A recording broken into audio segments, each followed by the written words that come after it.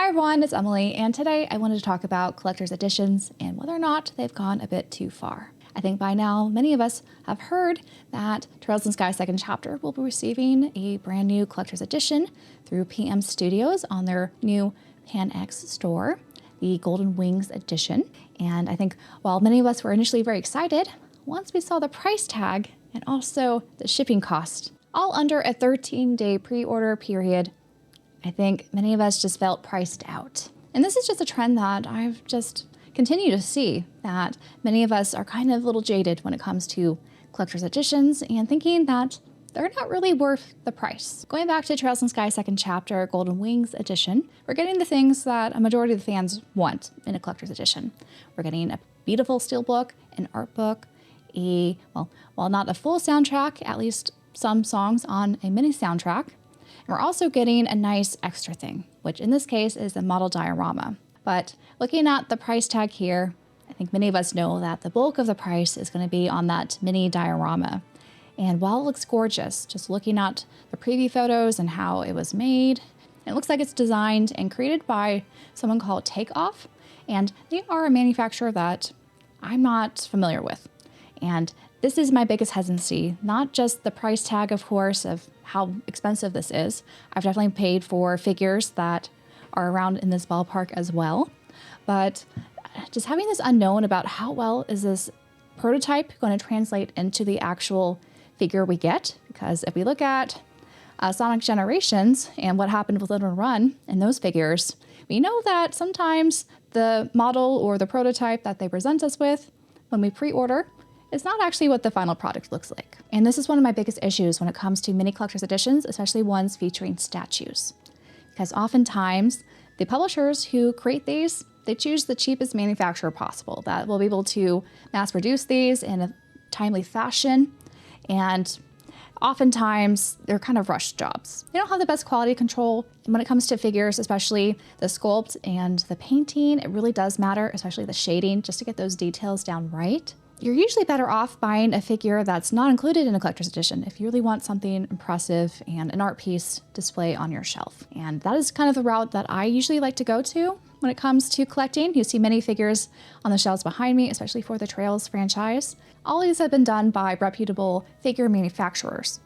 And these figure manufacturers are usually not the ones that are making the figures that are in these overly expensive collector's editions. And the reason why we're not seeing the best possible figures in these collector's editions is because most people who buy collector's editions, they're not usually figure collectors. And they kind of just like the idea of a statue, but they don't always want to pay much for it. And now, as I mentioned, I don't really know Takeoff Studios at all, and so I really don't know their quality of their work. Gung Ho, I think, is really trying to sell that this is a high-level art piece, and then that's why this is so expensive.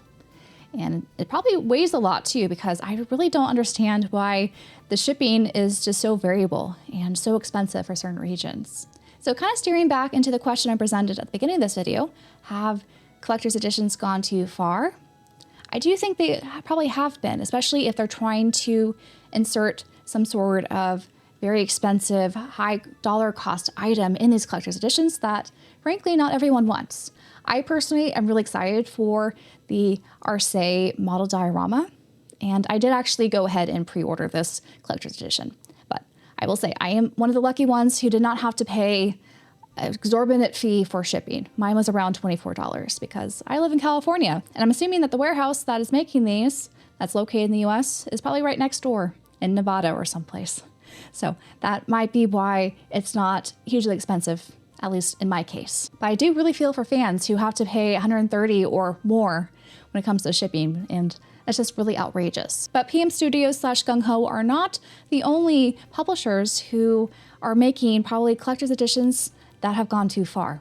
If you look at Square Enix, they are kind of notorious for having very expensive collector's editions, though not as expensive probably as what we've seen with Trails in Sky Second Chapter here, especially factoring in shipping costs and fees and all that. But they do have a reputation of having these big, bulky statues that could cost a lot of money. For example, for the Adventures of Elliot, the Millennium Tales, the collector's edition that they're offering, looks like it's just gonna be some sort of box with this clock statue and the full soundtrack, in addition to the game. They've also been known to sell very expensive Dragon Quest collector's editions and Final Fantasy collector's editions with huge statues in them.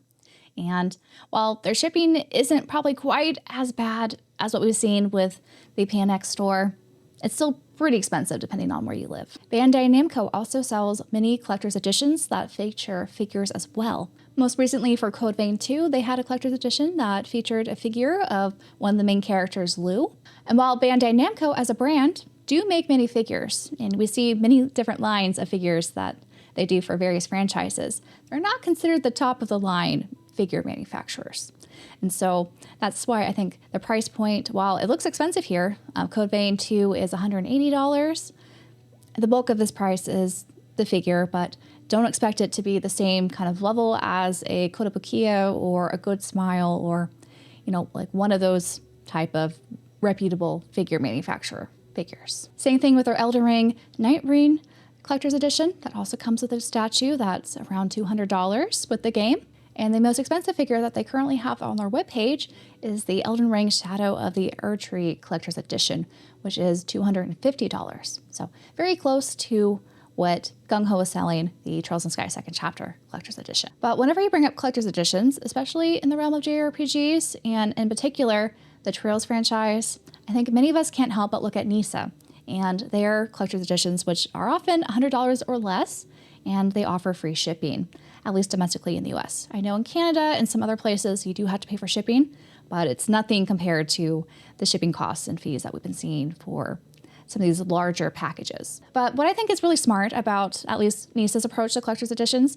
is they don't offer these huge statues that are often not that great of quality. They offer the basics that usually most collectors are kind of looking for in a collector's edition, like a steelbook, an art book, a soundtrack, maybe some nice little bonus item like a cloth poster or a cloak stand, like very minimal basics in a very nice, compact, small box.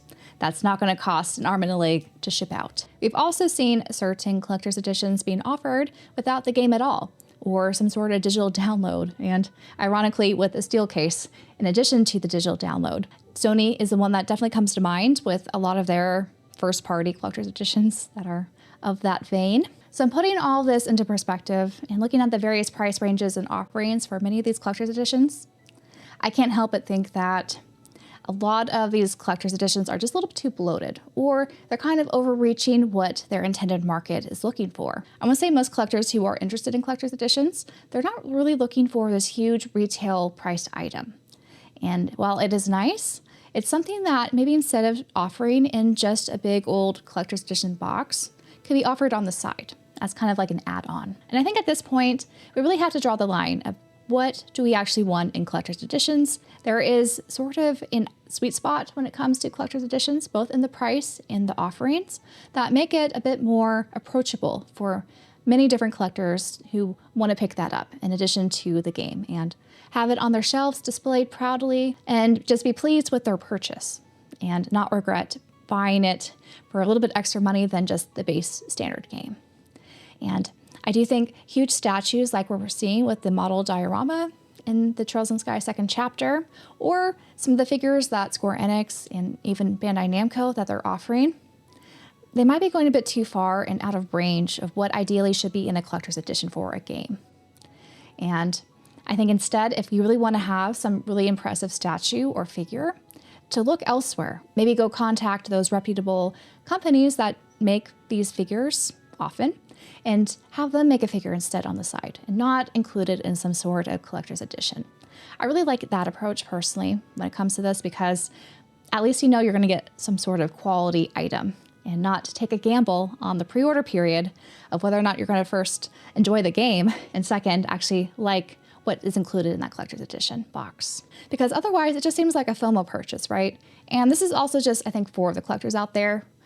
We really don't need to feel pressured, even for our favorite franchises, to go ahead and buy many of these collector's editions because more often than not, they may not be worth it. I found this especially for JRPGs. A lot of the items that are included in a collector's edition often get better versions after the game releases, meaning you're going to get a full soundtrack that often has really awesome packaging or is offered on vinyl or something like that, and not just be some little sampler CD that is kind of like a throwaway, in a way. I personally really like the art books that come out post-launch. I have all the ones from Trails right now. I'm still waiting for my Trails in Sky First Chapter 1 to arrive, but I am eagerly anticipating it. I also have all the ones from Xenoblade and would love to add more to my collection because I think as JRPG fans, we're often very spoiled for things like this existing. And not to mention figures. A lot of these characters, especially from very popular franchises, they often get really nice figures that look really nice on the shelf. So there's of course merit to buying these collector's editions. I obviously buy them. As you can see on my shelves, I have many different collector's editions that I purchased with my own money, and I'm really happy that I did buy them. There are some that I do regret buying that could have been better, but one of the things that I've been trying to exercise, especially with my purchasing habits, is to kind of take a step back and think, do I actually need this in my collection? Or is there potentially some other things I'd rather have in my collection that are better? Whether it's figures, art books, soundtracks, or, just more games to experience. Those sometimes are more worthwhile getting than FOMO purchasing many of these collector's editions. But again, that's not to say don't buy collector's editions. I obviously buy them. So I do think moving forward, there should be a little bit more thought put into some of these collector edition offerings and kind of allowing a price point that is more accessible to all fans. And I think somewhere between the $100 to $150 price range, I would say that's kind of the more acceptable range when it comes to a collector's edition. And once you go beyond that, especially if the shipping fees are really high and whatnot, that's really getting into a territory that you're not going to find many people willing to pay. And also kind of reconsidering items that you put in those collector's editions. Like, I think many of us, we don't want these huge boxes taking up shelf space, especially if the large items that are included in those collector's editions are not that great. Really, I think some more thought needs to be put into these, not just making the most grand, FOMO-inspiring collector's editions out there to try to entice people to buy them. Because I think at the end of the day, these collector's editions should be a way for all fans to celebrate who are collectors and not have such a huge disparity in who was actually able to afford these or really want items that are being offered. And I'd like to take this chance to thank all of my channel members for helping make videos like these and my live streams possible. And a huge shout out to my Orbit Architect level members, Dr. God, Trin, Night Noctem, George, Joe, Champagne Sherpa, I'm Aki, and Dan. Thank you so much for all your support. So anyways, I'd love to hear what you guys think about collector's editions. Are you still buying them, or do you feel like you've been priced out? Because there's definitely plenty of collector's editions that I skipped out on because I felt priced out myself. And I just found myself, picking fewer of them up. And I don't know if that's sort of the end game with some of these publishers, that they don't want to continue making these, or what we're kind of dealing with in this weird period we are in, with physical media and collectibles as a whole in the gaming industry. But yeah, love to hear your thoughts. Did you pick up Trails in Sky second chapter, Golden Wing edition like I did? Which I feel a little shame picking it up, but I couldn't resist. As I mentioned, sometimes it's hard to reel in that FOMO, and thankfully it wasn't the worst deal, at least for where I live at the moment. But yeah, that's it for this video, and until my next one, bye all.